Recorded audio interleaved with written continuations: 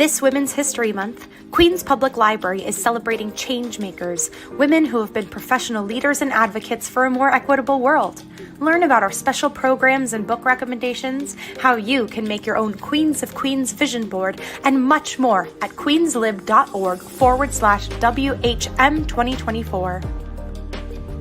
Filing your taxes can be an overwhelming, complicated process, but it doesn't have to be. Queens Public Library is partnering with a number of organizations to offer free tax counseling for New Yorkers at several QPL locations. Download our tax help brochure at queenslib.org/tax help to learn more. We have created a brand new QPL Teens Instagram page. Help us celebrate the amazing teens of our QPL community while you learn more about everything we do for teens here at Queens Public Library. Check it out and follow us at instagram.com/QPL Teens.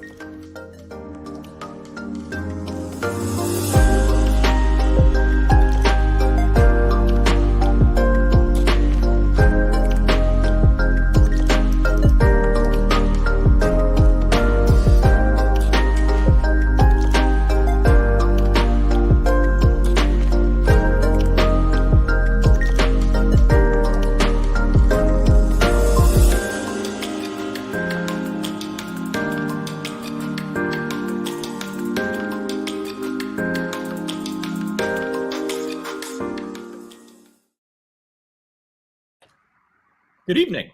I'm Taylor Purdie, and welcome to the Culture Connection. Culture Connection, curated by Daniel Zaleski, is now in its 10th year at the Queens Public Library and is proud to present international artists and emerging talent to award-winning masters. We cover kind of everything from music, theater, author talks, and talks like tonight, film, cinema. And now, for the last few years, we've expanded into a virtual format, so Culture Connection is currently, for the first time, reaching a global audience. And tonight we've got an especially interesting team-up program. We have authors Foster Hirsch and Melissa Newman. Foster Hirsch's latest book is Hollywood and the Movies of the 50s. And Melissa Newman's book is sort of a coffee table book, series of quotes and memoirs, and a ton of never before released photographs of her parents, Paul Newman and Joanne Woodward. Hey, guys. Hello. Hi, Taylor. Hey. So the first thing I want to ask Melissa is how this was the format you came up with. I mean, this isn't your memoir, this isn't your father's journals, but it's not a traditional coffee table book either. It's kind of an amalgam. And how did you even come up with that format? Why was this the way to express this relationship? I think that we wanted to, we could have made it. There are a lot of beautiful pictures of my parents. All you have to do is type their names and it's kind of freaky. It's a real rabbit hole. And we had all these spectacular photographs. And my friend Andrew Kelly and he was my co-editor, just lucky that I happened to know someone who makes gorgeous coffee table books. And it was his idea we thought, we don't need to make them make it chronological, because who needs to watch them get old in a book? It's too predictable. And he said, why don't we just make it an art book? Mm-hmm. And that really opened up it opened up the whole process, so that all we had to think about was, and I said, I almost wanted it to be subliminal, because I think that's where information goes in, when you have, rather than being beaten over the head with something, you have to think a moment and say, well, why did they choose this photograph and partner it with this photograph? Why did they choose this quote and partner it with this photograph? And we had so much fun doing it. And so the book is just all photographs. A lot of them are by famous photographers. As I always say, it's crazy when you put a little book together about my parents. We have all these great photos, and then you realize that they're, half of them are by, Philippe Halsman, and then there's Richard Avedon, and it's a really, really different process. So Andrew did a lot of the negotiating, but so we have a lot of Melissa, there are photos your parents took of each other, and that adds a homely touch to the book. We wanted to have proprietary material, and I was worried that there wouldn't be enough. And I have to say that digging around, they still show up on desktops. They're photos that just appear out of nowhere, and I don't know. And I'm sorry they weren't in the book, but So there's a lot of, there's letters, but it's all quotes. It's just my parents talking about each other. I wrote the preface, but I thought it doesn't need me. The quotes are extraordinary. And we match them up with photographs in what I think is a pretty unusual way, because you never know what's going to be on the next page. But Melissa, your introduction, don't sell yourself short. Your introduction hangs over the book. I read your introduction, and your voice stayed with me throughout the photographs. So you're in the book very prominently. Your voice is there. It's a very strong voice you have. I so appreciate that, because I had pages and pages of notes, and then I was worried that I had to put them together in some form. My brain doesn't work that way. And what I ended up doing was just vignettes, which I think really kind of mirrors the book and the way the book is put together. And I think in the age of Instagram and short attention spans, I actually think the book sort of reads like an Instagram feed. It's not, one thing, it's, sometimes a photo will go with another photo just because there's a gesture or a negative space that marries well with the other one. Sometimes it's an expression. But Foster, to your book also, the first time, what was like the second time we did something together, but we did something for these books. And I thought, I'll give it I'll peruse it, before we work together. And I was blown away, first of all, by you're a wonderful writer, and the information, it's so dense. There's so much. That's not a saleable quality, though. No, not dense, meaning that there was. Oh. I think if I had been, I said I was glad that I own a copy, because I like to mark things up. And honestly, if I was going to go through this with a pen, just underlining things that were interesting to me, I would start with the first sentence and I would end with the last sentence. I couldn't put it down. It was one topic after another. And these things are all interesting to me because I'm into movies. So we're talking about movies in the 50s when your parents got started. So there's an overlap. And that's why I thought the two of you were such a great pair, especially with these particular books, because, I mean, there's a sense of like you said, if we just Google Paul Newman and Joanne Woodward, we feel like we know everything about them. We feel like we know everything about the 50s. And yet, in both of these texts, there are total revelations, things that we're still uncovering about this period in the most photographed part of American culture. And I guess I'm curious about what that process was. And I'm sure Foster was a little more research-based for you, but these sort of like aha moments and discoveries of how did I not know that, that I'm sure both of you must have confronted.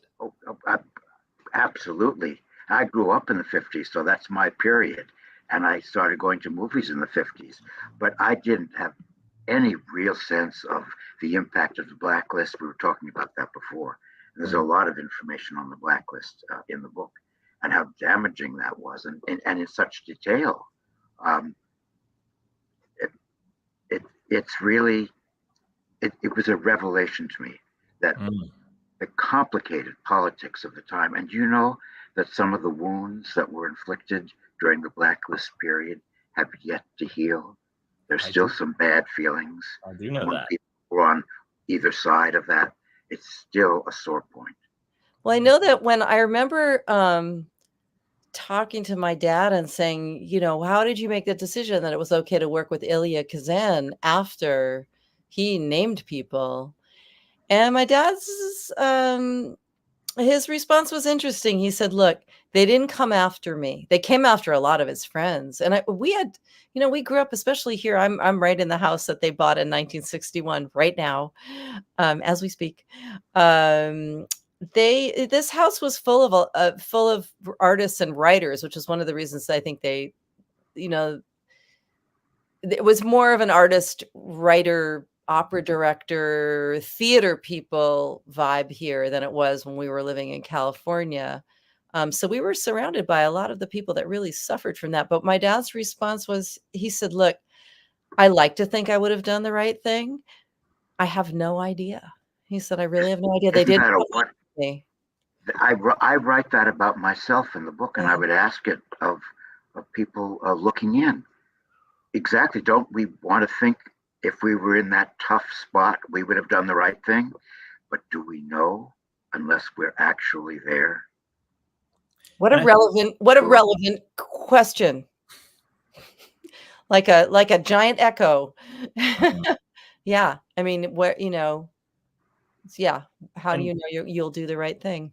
Kazan's such an interesting example of that. I was interviewing Lee Grant like 3 weeks ago, and she'd been blacklisted and was one of the few actors, of course, to come back. But she said something about Kazan that I'd never heard her say before, which was that he was so powerful and at such a height of his career that there was an element of like, how could he not have named them? Because there's oh man, I'm writing 3 movies every 5 years. I don't want to give up my career. And then there's Elie Kazan has to, if he stops making movies, what happens to America? He's at a different level, and that adding a different context to his choice versus maybe what her choice was to not name names. But Taylor, yes, he was at a different level, such a powerful figure. What if he, at that level, had stood up to the committee? I mean, you think about, you have no right to ask me these questions, and I'm not going to cooperate, and I'm going to go on with my career anyway. I mean, easy to say all of that, but isn't that a point to discuss or consider? Definitely. I mean, I was going to say there are people that took that hit. I mean, I think for anyone saying that you were going to give up, basically you were giving up your career. I mean, to your point about being so powerful, I mean, of course, Kirk Douglas and Trumbo and Preminger, by the end of it, it did take somebody who was that big. So, I mean, yeah. You're right. It was Otto Preminger who broke the blacklist, not Kirk Douglas. Yes, I read that part of your book. You're very specific about that. Oh, I'm very specific, and I have facts on my side. Otto Preminger in January announced Dalton Trumbo, blacklisted, had written the screenplay, an excellent one, for Melissa's father's film, Exodus. Yes. Another Paul Newman film, but he's not crazy about, but I love it. And then in September, Kirk Douglas said, Dalton Trumbo wrote the screenplay for Spartacus. January comes before September in the same year. So do you think that if he hadn't done it on Spartacus, would Exodus have had the heft to keep the blacklist broken, or would they have gotten fined? Yes. The blacklist had already faded by then, but it wasn't officially over. And in 1960, Exodus and Spartacus were both huge movies, hugely popular and influential, millions and millions of viewers. So yes, Exodus on its own would have had that impact, but added to the great Spartacus, it's a fabulous film, double whammy, and both written beautifully by Dalton Trumbo, who would work throughout the 50s, but under fronts. But finally, he was able to write under his own name. That is the craziest thing, too, to think that people, that people covered for other people, that people let other people write for them and use their names. And it's so, the whole charade is so fascinating and so depressing. And we may look back on it now and say, how could that have happened? Oh. There's one of the things that, oh gosh, that was a gobsmacker for me in your book, Foster, was, I think you said when they were grooming Rock Hudson, was it Rock Hudson? And you said he actually had they could, I think it was Rock Hudson. They said they could see that he had talent. He was very beautiful. And so they groomed the heck out of him. And you said he had an operation to change was that Rock Hudson? Yes, it was. His voice was much higher pitched. Lower? Much higher pitched. And so his voice is actually very low, but it was done through an operation. The point about Rock Hudson was, like your father, he was extraordinarily handsome. Unlike your father, he started out with no talent whatsoever. Right. Zero. But he was trained. He became a good film actor. Yeah, it's incredible that you can just take you could take the shell. It's like when models decide to be actors, that people make an assumption that you could just go from one to another. And and you can't in most cases. But Rock Hudson stunning looking fellow, actually, with training and development, proved he could act. Your father started at a better place because he had some talent. Yeah, yeah.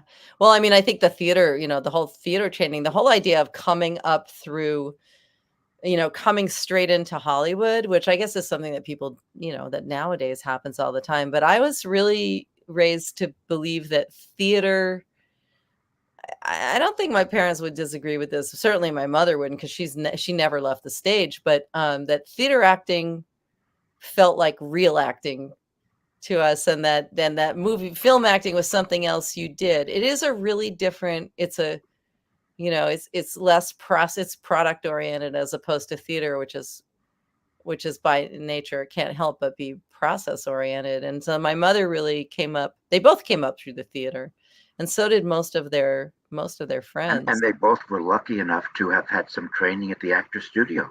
Right. Well, Actors Studio, and then also the Neighborhood Playhouse. Yes, both. They were beautifully trained. Meisner. Yeah, absolutely. Sanford Meisner. Yeah. Well, Meisner and Strasberg, you can't do better than that combo. I mean, that's so interesting, because their screen presences are both so different, and they feel like different kinds of actors. Very different. Yeah, very different. I think because my mother was born, as she always said, she was born with tap shoes on. Her mother used to put her hair in, the ringlets, and they wanted her to be Shirley Temple. But she knew she wanted to be an actor from the moment. I wish I had been a fly on the wall, because when she was in, I think it was like Greenville, South Carolina high school, and they did Romeo and Juliet, I can only imagine what that sounded like.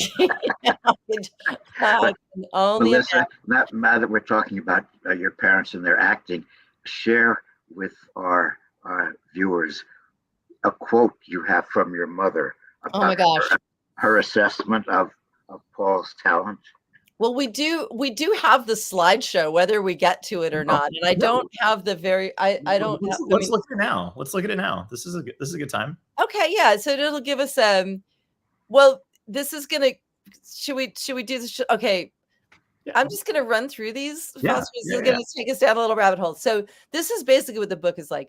When I was looking for proprietary material for the book, I was in my mom's attic kicking dead mice out of the way, old houses, and she lives right across the way. Oh wait, let's go back to the quote though. There you go. So I reached into a ripped bag. We'd gone through the attic a million times. Everything had been thrown away. Things had been gone through. I reach into a bag and I find basically what are the first 10 letters my dad ever wrote. My mother, dated 1955. Okay, my dad didn't get divorced until 1957. They had a torrid affair. It was difficult because his wife Jackie had wanted to be an actor. They both got married to sort of escape the Midwest. They did what you do. They had 3 kids. I like to believe that marriage wouldn't have lasted, but when my dad met my mother, it was just a giant train collision with a lot of collateral damage. But 50 years later. But so this is a quote from one of the letters. I shall lock myself in an abandoned water closet. I love you so very much, and shut my mouth and carry on in silent communion with your soul. And that's one of the that's the first quote in the book. And the letters, I thought, oh, we'll just print. These are fascinating. We'll just print them in the book, and it'd be so beautiful. And I would be reading them, and I would think, this is so lovely. Oh, Dad, this is so sweet. And then I would get to something so baudy that I just thought, like, I can't just. There wasn't really one letter in the bunch. Was one letter that we printed just straight from the letter, but I had to edit. They weren't.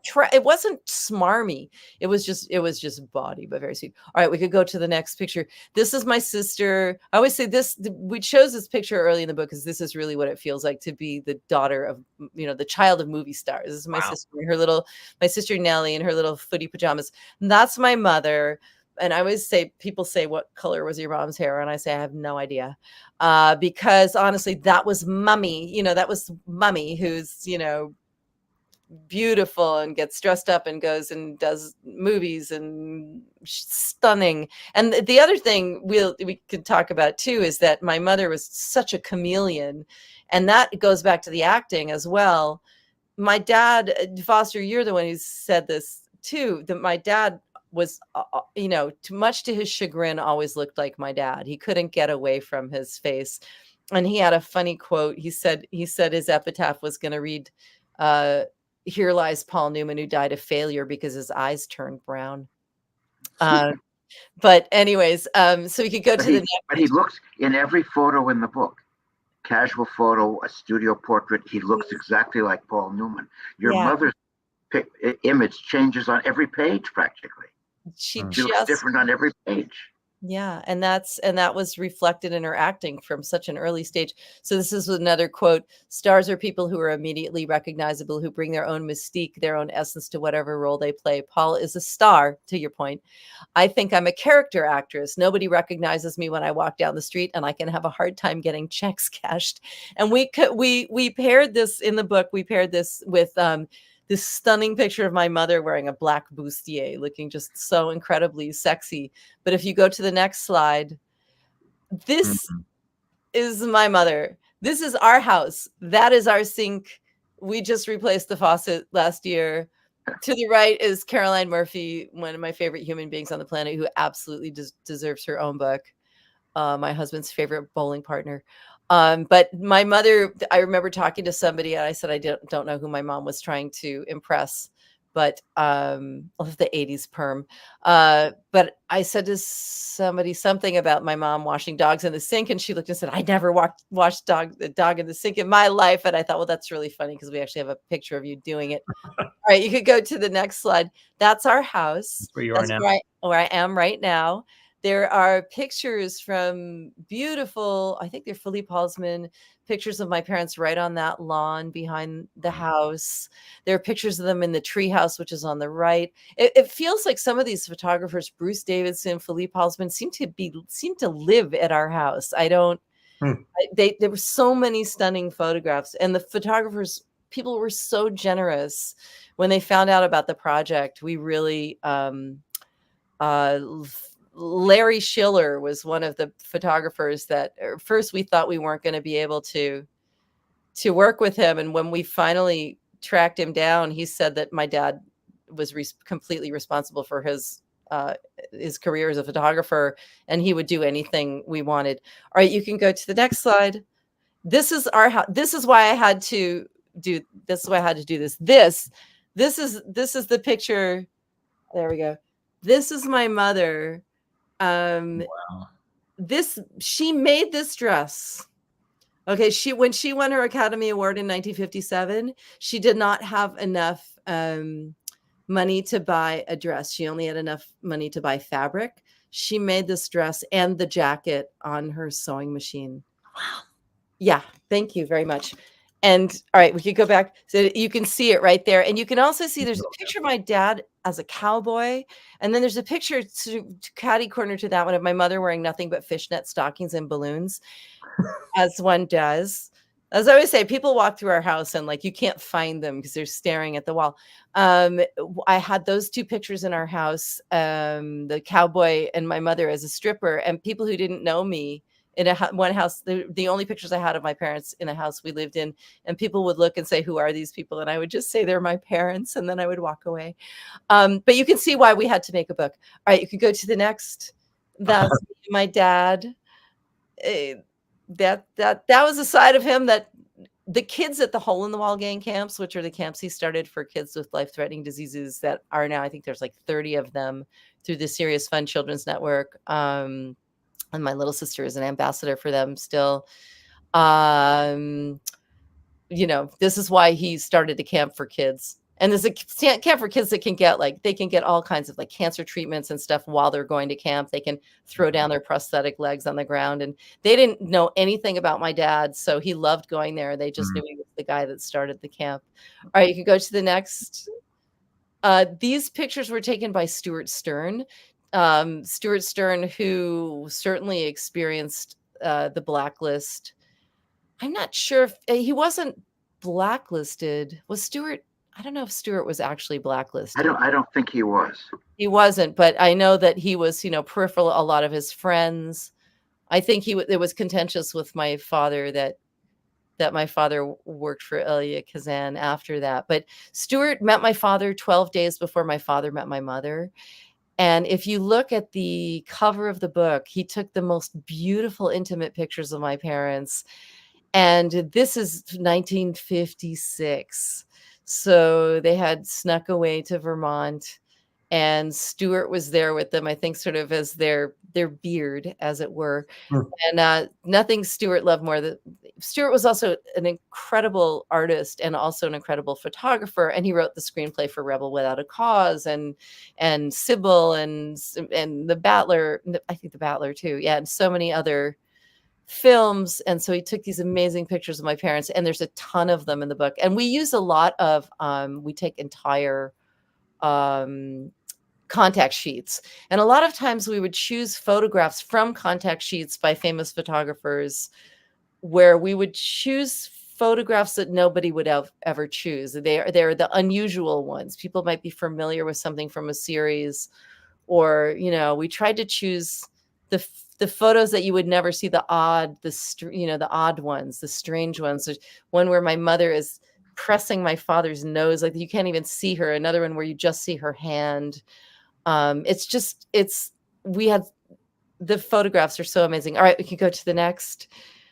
We'll go until that was a telegram that my father sent my mother because he forgot to write her a letter that night. He was writing her every day when they first met. He fell hard. We can go to the next one. This is part of the letters. No one sings like Woodward, or acts like Woodward, or bitches like Woodward, or kisses like Woodward, or talks like Woodward, or talks as long as Woodward, or wipes water out of her eyes like Woodward, or smiles like Woodward, or cusses like Woodward. No one is as theatrical as Woodward, or changes like Woodward, or listens like Woodward, or laughs, or cries, or hiccups, or nothing like Woodward. He was an absolutely unbeatable wench, and I love you. And I suggest that if anyone is planning on writing a love letter anytime soon, you take a look at that, because that's pretty good. All right, we could go to the next one. This is called Women I Like to Sleep With, because my dad put a little plaque on the bottom and gave that to my mother. Enough said. Go to the next one. This is funny because the movie Rachel, I found letters between Stuart Stern, who wrote the screenplay, Rachel. And we could pause here for a minute and talk a little bit about, so this was, 1968, a little past your where your book leaves off, Foster. But this was a really artisanal film that sort of harkens back to a more of a theater making way of working, where my dad lamented the fact later in films that he would just work with people. They would come, they would do their job, and then they would leave. And he used to make films where everybody would get together and barbecue and talk about the work and discuss. And it was just a love fest while they were making the work. And everybody who worked on this film, Rachel, my mother won her Academy Award in 1957. My dad's trajectory immediately eclipsed hers. And he really spent the rest of his life trying to find projects. He loved directing her. He thought she was the best actor ever. It is what kept their marriage together, because all I'll say is that any marriage in Hollywood that can survive the first year and the first infidelity deserves an award. But was this film really a project that your father found for your mother because he felt, as you said, that he had eclipsed her and he wanted to give her the spotlight? It was a project for her to show off how good he thought she was, and of course how good she was. She had made, and your father had too, in the 60s, some commercial projects that are not so great. And so this was going back to something really serious. Are you referring to A New Kind of Love? Well, yes. Where my mother among others, actually. My mother brought my father the script, and my father said, "This is the worst piece of dreck I've ever read in my life."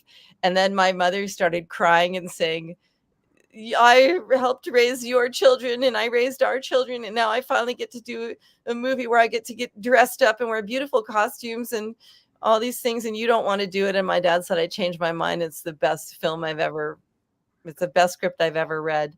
That's how you keep a marriage going for 50 years in the faith. Well, wasn't Rachel a way of making up for a project like New Kind of Love? Boy, God only knows what was going through anyone's head for A New Kind of Love. I do have a sweet spot for that movie, except that she starts out being such a baller, like such a like a great modern woman with her own job and everything. And then she ends up being sort of like infantilized by a man. And I always say the only way to watch that movie nowadays is to run it backwards. But but yes, this movie was such a labor of love. Everybody worked on it, worked for no money, or very little money, reduced, so much talent. Dee Dee Allen was the film editor. She was a famous film editor. Yeah, it's just spectacular. And so Dee Dee Allen and there was found these letters between Dee Dee Allen and Stewart, where Stewart had said that that my father was saying he didn't want to film these scenes, or this love scene. And well, it's not really a love scene. You can see it's kind of fraught, but he kept saying like it could be intimated or it could be obscured in some way or just referenced in some way. And Stewart and Dee Dee were hysterical. And he said, I wrote the scene. It's so important. You have to do this. And so what I think is really funny about this is I like to think that my dad is just jealous. Filming the scene, you shoot pool, you got to have one foot on the ground at all times. I swear to God, that's what I feel like my dad is saying. You can touch her here, but you can't touch her here. So that's why I chose that photo. I just think it's hysterical. All right, we can go to the next. This is just a great picture of my mom. And we always thought this was my mom admonishing us when we were being naughty because we were such horrible children. But then when I looked later, when we were making the film, this photograph has followed us everywhere. And then later, when we were putting the book together, we realized that it was dated 1957 and that my dad took it. That doesn't have anything to do with children. Just saying. All right, we could go to the next photo. Okay, this is the quote. I thought Paul was grossly untalented when I first met him. I remember going to dinner with Kim Stanley when we were all doing picnic together in Cleveland and saying to her, God, it's a good thing Paul Newman is handsome because he certainly can't act. And I honestly think that early on in my dad's career, he knew she was the better actor. In his entire life, he felt like she was the better actor. He was still kind of, he had his moments, but he could get kind of shticky, and it took him a long time. Do you know when your mother changed her opinion about your father's talent? I think that in a way she was his inspiration. I almost imagine her being sort of not a teacher per se, but because they worked so closely together and they did nothing, they discussed films and my dad once said that he thought he enjoyed the process that came before the actual filmmaking more than the actual making of the film. He loved the research and he loved because he was up here. My mother was super visceral. And I think that was his biggest, that was the biggest challenge for him, was to get out of here and just be visceral. And that's why when you look at a film like The Verdict, which I think is the film for which he was the most, he was the proudest, because it was Sidney Lumet. My dad came into work the first day and Sidney Lumet said, that was what you did was fine. And that will be a fine performance. But if you want to go home and really do some digging and decide how much of your own personal experience, because my dad was a heavy drinker, and to see how much of yourself you really, how visceral you can get with it, that it could be a really spectacular performance. And that's exactly what my dad did. He went home. So I think that's good for the slides, but you get the idea of the book. That particular quote about he certainly can't act, we paired with a picture of my mother by Philippe Halsman of my mother helping my father do a headstand. And you'll see why it works. Speaking of performances, Your father, I know, has said that the verdict is the performance he's proudest of. Did your mother ever say the performance that which one meant the most to her, in which she thought she did her finest work? I don't know about films. Not that I know of. I'm thinking about theater, that she kept coming back to Glass Menagerie. And for whatever faults there are for that, my father filmed my mother doing Glass Menagerie with oh, come on, Karen Allen playing Laura, which is a beautiful choice. And with John Malkovich, of all people. What a crazy choice that was. He's good. He's good. He is good. I mean, he's always, you can't take your eyes off him. He's mesmerizing. So it was a really beautiful cast, and Jimmy Naughton playing the gentleman caller. And my mother played Laura as a young girl. I think a lot of actresses do this, where they play Laura as a young girl and then they come back. My mother always wanted to do, she always wanted to do The Importance of Being Earnest, and she wanted to play Lady Bracknell. That was a bucket list that she never got there. I saw her in Candida at Circle in the Square. Oh, I have a funny story about that. My little sister was. You would never have cast her in it, but she found her own way through it and did it well. I think she would. Yeah, she would. She looked for opportunities like that. You know, she didn't ever. It was a stretch for her, but you could see that she was doing it. She liked a challenge. Yeah. I think my father liked a challenge too. I think he really wanted to be a character actor. And I think he just was really hard. If you look at the choices he made, HUD, you know, they always said HUD was so confusing because he's completely unredeemed by the end of the book. And people said it was confusing. They're not sure how his beauty affected the way people perceived the part. What do you think, Foster? I mean, that was a challenge he had all the time. Yeah. I just rewatched, Taylor. We talked about how good Paris Blues is, a film your parents made in Paris. It's way ahead of its time in terms of racial relationships. And your mother plays a character who's absolutely crazy about him, and he tries to push her away and push her away. He does everything in his power not to be charming, but she can't help finding him endearing. And frankly, that's the feeling of the audience as well.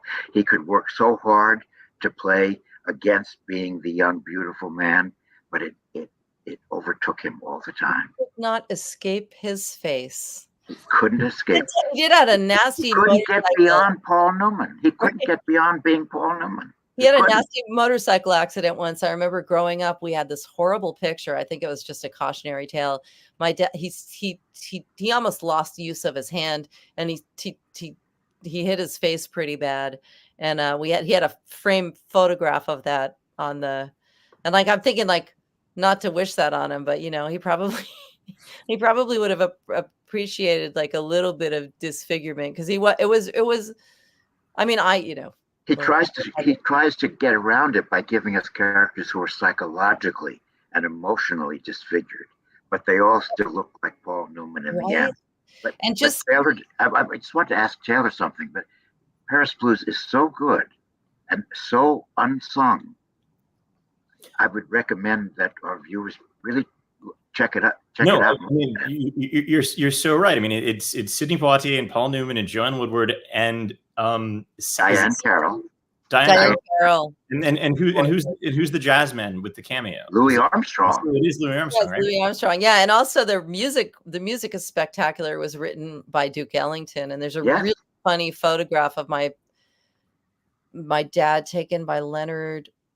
I can't remember amazing photographer of my father pretending to play the trombone. And I'm friendly with a lot of jazz people now, including trombone players. And it's funny to watch my dad pretending to play the trombone. And I'm like, well, he does it pretty well. And he does that duet with Louis Armstrong. It looks very convincing. He worked. he worked hard at those things. I did say so Taylor, I don't know if you know anything about the original novel that it came from, written by a nice Jewish man, Harold Flenders. Harold Flender. Flender, yeah, and in the book, no white couple. What are the couples? There's just a black couple. Oh, that's interesting. Yeah, it's really there are three things that I always think about when I think about that movie. One is, what would happen if we partner swapped them and they had an interracial relationship on both sides? Well, he flirts, what I love is the absolute without a lot of fuss. Like, it's great that they didn't put a spotlight on that, because in the very beginning, my dad flirts with Diane Carroll. Yeah. Yeah. He's trying to pick her up. That's the first. And then my mother and Sidney Poitier become friends, and they wouldn't show it south of the Mason-Dixon line. Oh, yeah.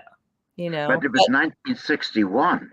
They could only go so far in 1961, and it is a progressive film for its time. Because that's one of the things we I feel like forget about the production code, that we think about all of the sex and language, but one of miscegenation was one of the big don'ts of the production code, and one of the really interesting side effects of that is that because you can't have an interracial romance, then you can't have, it kills your pipeline to making black stars, because if you can't be in love with Paul Newman when you're Diane Carroll, then how do you level up? Yeah, especially, you just explained why there weren't more at that time. Sidney Poitier was the black star. And one of the other things that I really think about in this film is there's a scene when they're all on a boat going down the Seine, and it feels like a tracking shot, though it's not. It's cut through, but we look at Poitier, and then we go to Newman, and then we go to Woodward, and it's this great moment of everyone's different star personas and different acting styles somehow coalescing into something larger than themselves. But it's such a great look at those three, both, like I said, their stardom and their public personas and their different approaches to this craft. And it's just so great to see your parents get to be in love in that, Yeah, which is, was early on. As a matter of fact, I was born in 1961. Rumor has it I sat on Louis Armstrong's lap when I was a baby, and nobody took a picture, which ticks me off because I'm a jazz singer, and I'm like, I absorbed jazz through my butt. You absorb Louis Armstrong. I'm sticking to my story. Exactly. You like absorb you have a story like that, but I want to get back to the idea of the different acting styles too, because but I'll tell you another interesting thing is that in HUD, I bought the paperback of HUD, like a vintage paperback of HUD, just because I saw it in a junk shop. I was literally spinning a thing around and all these paperbacks, and then all of a sudden there was my dad. I was like, evidently I'm supposed to buy this book. But the original book is beautiful. It's called Horsemen Pass By. The author, help me Foster. Who's the author of HUD? Come on, you're the guy. Of the novel? Yeah, of the novel. Larry McMurtry. Is that right? No. Is that right? I'm not sure. I don't know that. It is? Okay, good. All right. Yeah. Here's another interesting thing. So you have on the cover, you have my dad. It's amazing photograph. And on the back, you have Patricia Neal, who plays Halmea in the film. And got an Oscar for it.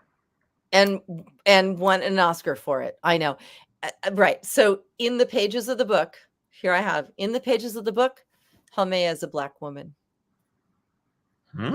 Mic drop. And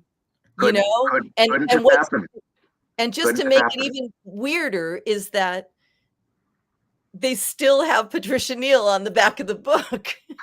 In the pages, as you read it, she's a black woman. And I remember reading where they talk about the fact that it was too much. They thought about, should we? And then they were like, oh, we can't, and in the same way that, that they inserted this white couple in Paris Blues. And I think my parents were really proud of the fact that they were in the film. My mother loved saying that show it south of the Mason-Dixon line because she hugs Sidney Poitier, you know. I mean, I think they were really proud that they Not, did that. not to give away the ending because we're sending viewers to see Paris Blues, but Yeah. the ending is really surprising and unusual for a movie star vehicle of 1961. It's Yeah. really surprising. Yeah. Yeah, I mean, yeah, that film. I mean, especially with there's this thinking in it that Poitier's character is in Paris because there's nothing in America for him. He doesn't want to. And Diane Carroll is saying, "No, come back, fight the fight. Things are changing." And even today, the sort of like, "Peace, I'm out. I'm going to Europe, and you guys are not my problem," feels hard to accept, but exciting. You know, I mean, I can imagine setting a movie today where somebody was like, "No, you guys can handle that. I'm going to Denmark." I think that's the whole question of stay and fight or say this isn't, you know, I can't be responsible for this. This is ridiculous is a really, really fascinating and relevant question. I also I kind of wish that, you know, because I'm I lightly call myself a jazz musician. I'm a wannabe jazz musician. That I wish they had delved even more into the actual process of what jazz is about. But they do a lot, and I mean They do. the score is There's a lot about music and composition in the film, Yeah, more than you'd expect in a regular film. It's just so unexpected and unusual in every way. And your mother has a great scene in it, the scene near the end when she speaks. I won't give it away, but Yeah. you can see Joanne Woodward's artistry kicking in. It is so real and so deeply felt and so powerful. And I'm wondering how close it was to the real life Paul Newman, Joanne Woodward relationship.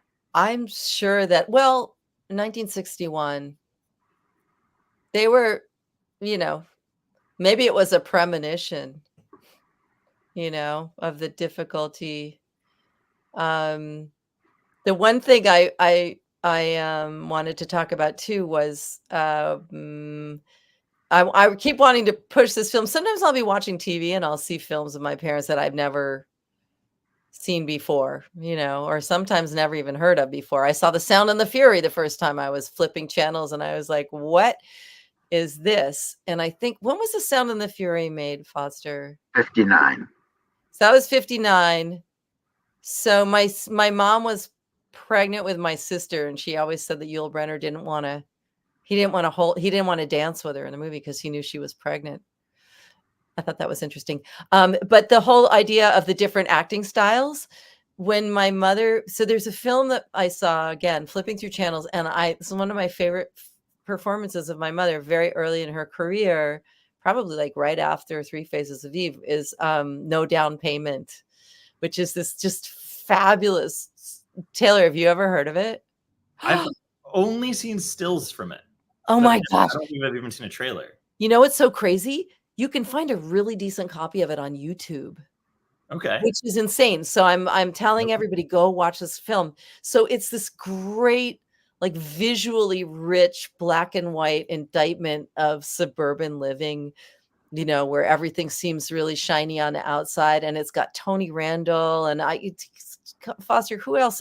Barbara Rush, Jeffrey Hunter, Sherry North, a terrific Fox ensemble cast. Cameron Mitchell and your mother giving one of her best performances, actually. Spectacular. And what's funny though is there are some people there, you know, so there are some method actors in there, and then there's studio trained Hollywood trained actors. Yes. And so to see them all doing their thing in the same film and sometimes in the same scenes, it's really fascinating. It's such a different approach. My mother, she did for television, she did Sir Laurence Olivier had a television program where he did famous plays, and my mother, you know, worshipped him and did Come Back Little Sheba with him. And when my mother was rehearsing with him in the beginning, she used to tell this story where, you know, she's doing her method acting and she's interpreting and she's improvising her way into the part. And he finally looked at her and said, "Joanne, dear, when are you going to learn your lines?"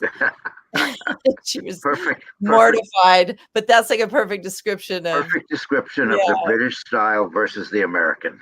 yeah, yeah, We're gonna get questions in a minute, but absolutely. I know one thing that we're probably gonna get questions about is just it's Oscar weekend. But I wanted to, in that space of like top tier movie star things, I mean, it's two movie star parents. Is that super fun at school, or is that or is this a whole different, like, I mean, you have to be a little girl at some point and deal with this. And then It's and maybe the top of this question is, when did you discover that this was unique? really early, because you have this creepy magic trick that you can do where if you can somehow shift the conversation, if you're around a bunch of adults and there's other children and you say, so what does your daddy do? You figure out these ways you figure it out pretty fast if you're a savvy little girl, where all of a sudden, if you can get the conversation to turn in a certain way so that you can say this one thing, that all of a sudden the attention just and like, what a crazy thing to have when you're 5. So it does do really weird things to your ego development. Because honestly, when people are so sweet, they're like, oh, your family and what you all have done and everything. And I think I didn't do anything. I landed in the lucky petri dish. And then I laugh too. And I say, boy, if I had to have movie stars for parents, I'm glad I got the ones I got. Think about that for a minute. And I'm going to tell the one story. Um, can I say the one story? Okay, so my dad was meeting Sylvester Stallone at the house. This house he came in the house and he said, he had a meeting with my dad, and then he got in the car, and my friend was one of the drivers for the driver's service, and he got in the car with his guys, and my friend told me later that Sylvester Stallone said about this house, he said, who would ever think Paul Newman would live in a shit box like that?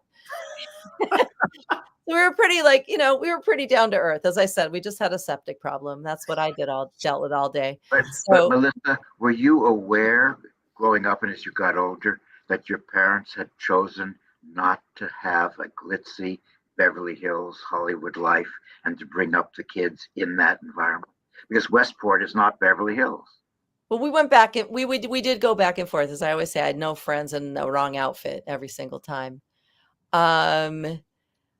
So let's see.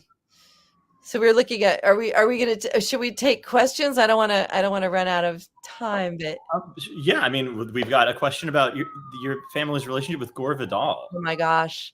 All right. Yeah, you'll read the questions because that's too much multitasking for me. Yeah. Yes, Gore Vidal was my sister's godfather. As he said, famously, always a godfather, never a god. That is so Gore Vidal. Yeah. And his significant other was my godfather and used to take me to the Plaza Hotel for tea. Yeah, my mother always felt as though she was just a little Southern belle and she wasn't complicated enough or intellectual enough. But she and Gore were really, really close. I think they liked her because she really was that visceral free spirit, and she was really well read. She never stopped, learning. And my father, I'm, in the same way that Stuart adored my father and, fell madly in love with him when he first met him. I'm sure Gore, he was some nice arm candy. And liked what but they loved writers. They loved Stuart Stern. They loved Gore Vidal. They had a lot of friends who were writers. Robert Stone was, Melissa, did they have friends who were movie stars and Hollywood people primarily? Who was around? People were around. I think my dad's best friend was George Roy Hill, without a doubt. Best friend. And I can remember growing up, and I grew up with all these people. The ones that were around were just, friendly and friends and were around.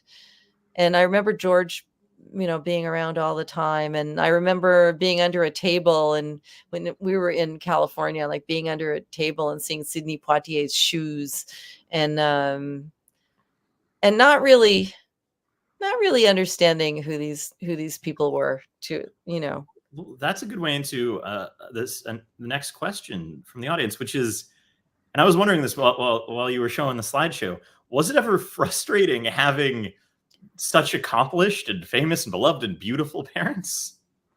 I know. I think I really honored them, and I'm really, really glad. I think, we all studied a little, or a lot of us studied a little bit of acting. I studied with Phil Gushy from the Neighborhood Playhouse. My sister Nell studied for a while. My sister Susan studied. My brother Scott, who passed away when he was 26 of a drug overdose, he studied as well. But I mean, what a curse, especially for him, the only boy in the family to try to be an actor. So I became every other kind of artist. What's really amazing, and it's funny, in Wikipedia, I was always conflated with this other Melissa Newman, and so I occasionally get fan mail that says, we thought your work on Bonanza and Perry Mason was really remarkable.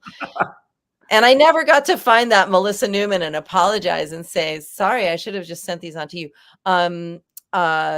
But what was great is that I got to grow up with artists, and I got to grow up with people where I could discuss art. I didn't have to explain anything. I didn't have to have them rolling their eyes or wonder what I was doing, because they were artists and they totally got it. And also I have this amazing, the benefit of having grown up understanding 100% what actors are doing when they act, which is fascinating. So, I mean, yeah, ego development, people are weird. People, coming up to the whole family at the dinner table and asking my mother if they could kiss my dad, and not being able to leave the hotel because you're getting chased by paparazzi when you're little, and the crush of people and all kinds of weird stuff. Yeah, it's weird for ego development, like I said, but they were great, and they were amazing artists. And that was like, there's nothing I couldn't talk to them about when it came to art. So that was a beautiful, or share with them music, books, we were synergistic that way. And also I lived next door to them in this house. They moved to my grandmother's house right across the river. I just saw my mom today. I walk over there, I walk across the bridge. And then they were for 12 years with my kids too, which is really lovely. So we had this great, tribe here. And the kids got to run back and forth and hang out with my parents, and it was pretty dreamy. So I would say, yeah, it was weird, but they were great. As far as my relationship with them, amazing. So you said in one of our discussions that if you had to have two movie stars as parents, yeah, you did very well. Yeah, I really, when I imagine some of the other possibilities, think just about almost anyone else. Yeah, I was very lucky. I think we've got one more. Well, this is interesting. Somebody watching tonight says that when Paul was doing Fort Apache, the Bronx, he went to the middle school that this woman's husband was teaching at all those years ago, and he got to speak to the kids and all of this. He would do that. He would do that. He really.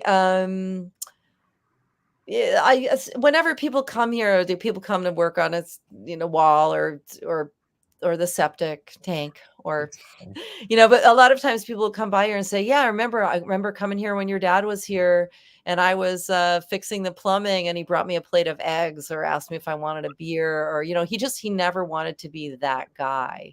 That's one thing that I do want to just say is, from a personal standpoint, when I think about your dad, I think about all of the Newman's Own stuff. And I remember being a kid and thinking, well, that makes sense. He's super famous and wants to tell people to help each other, kid logic. But then the next step was, why doesn't everybody else do that?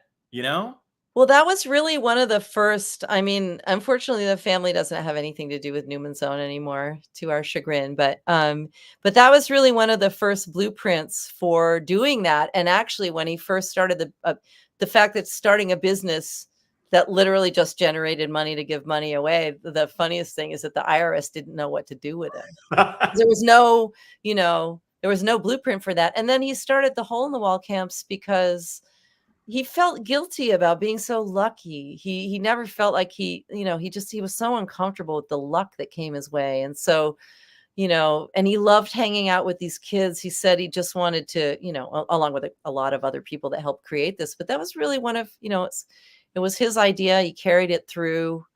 And it, it lives, it's a beautiful, beautiful iteration of his philanthropy and his heart. And also my mother was an amazing teacher. She taught acting out of the apartment. Dylan McDermott, Allison Janney thanked my mother on the Academy Awards when she won her Academy Award. We didn't know she was going to do it. And it was so moving because she said, "Thank you, Joanne, for believing in me when when I wasn't, I think it was like before I really knew to believe in myself." And, they were both really thought it was important to give back and to be part of your community. I think it was frustrating that my father, because he was with a food company, he liked having a political voice, and he was kind of constrained in that because he decided he could do more by raising money and giving it away. And he had a pretty strong political voice. So, but he said, look, why should I give up my right to have an opinion just because I'm a movie star? Mm. So, he really, and, not even, nonpartisan. He just believed that everybody, as a matter of fact, it's funny. He, when they did Mr. and Mrs. Bridge, he wanted to get his Kansas accent down. And so he called Bob Dole and he said, would you record a few paragraphs of this book for me? And I think Bob Dole is actually listed in the credits as a, Wow. as an advisor to Mr. Newman. So, but I should tell your viewers, Taylor, that maybe Melissa can't say it, but I can.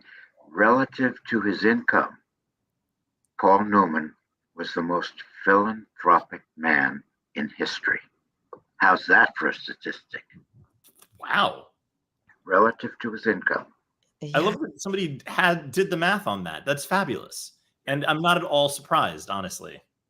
The philanthropy and generosity were just extraordinary. I am so glad that that also in our family, I mean, if I make any money from this book, I would never keep that money. I mean, I have no, it's their image, it's their words. And so obviously I would give this money away. It would never occur to me to do anything else. And that I was raised that way, that my kids were raised that way. If you have extra money, give it away. And if you want, my son is a teacher. My other son, they're heartfelt, generous, loving, caring people that understand their role in the world. And I'm, and that's just, it's just part of the DNA of the family. And that's, wow, we're so lucky. I just want to say, I'm looking at this. This is really cool.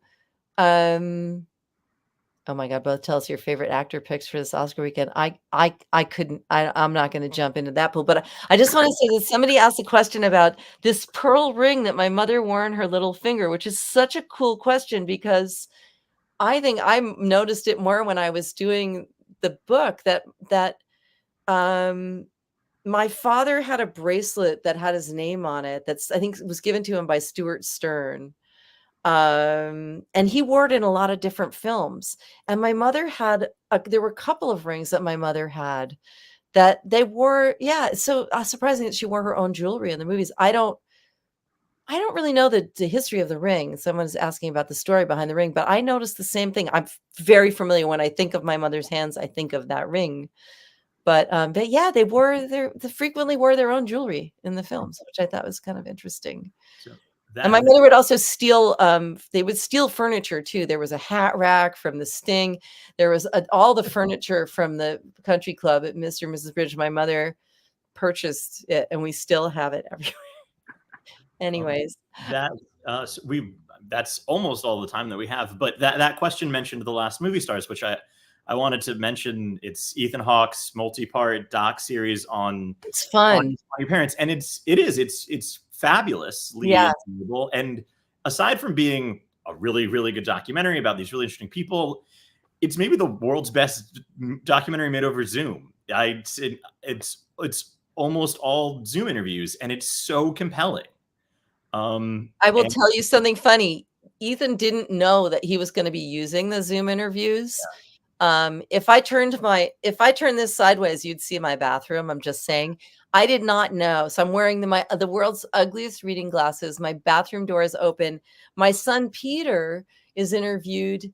He said, "Mom," he said, "I forgot that we were doing it. And I'm literally just woke up from a nap and I panicked."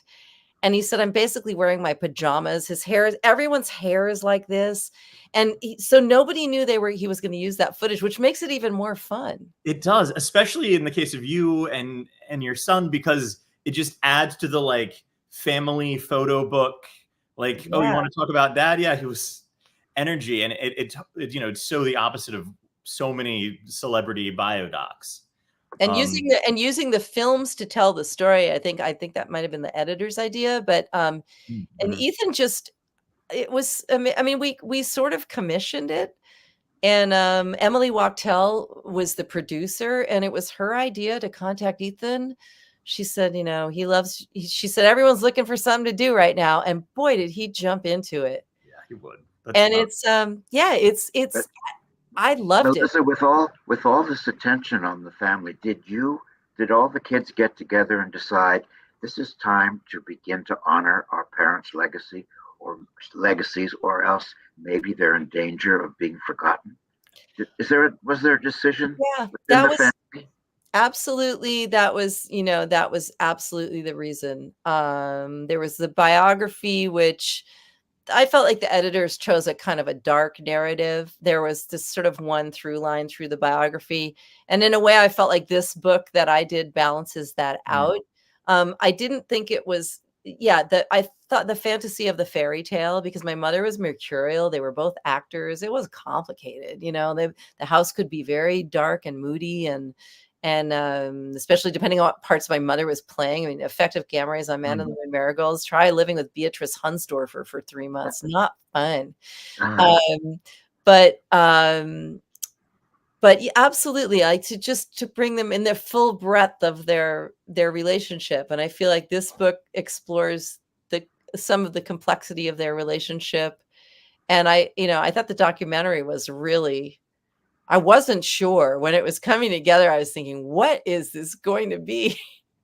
And I have to say, I love it. I love it. I thought everybody was amazing. I love my sister Stephanie in it. She's really beautiful. She's so heartfelt. I was shocked that she did it, because she could be very shy. But she really wanted to participate. My mom was her stepmom, but she has my mom's name tattooed on her arm. That's how much she loved my mom. Well, that's probably the right place to wrap up. But yeah, so Foster's book, Hollywood and the Movies of the 50s, is on shelves right now, as is Melissa's. So good. Such a good book. If it's you can't put it down. You're going to learn stuff you had no idea. Yeah, these two pair so well together. And honestly, with Ethan Hawke's The Last Movie Stars, you got a month worth of education and entertainment just right there. Thank you. Yeah, this was great. Just, I don't know, enjoy the Oscar weekend, and it's always great to have movie nerds from different generations get together. Because Foster, earlier when you were like, I was there for the 50s. I'm the older generation. It's just having that perspective in your writing in the book just adds so much to it. So thank you. All right. Well, good night, everybody. Thank you so much.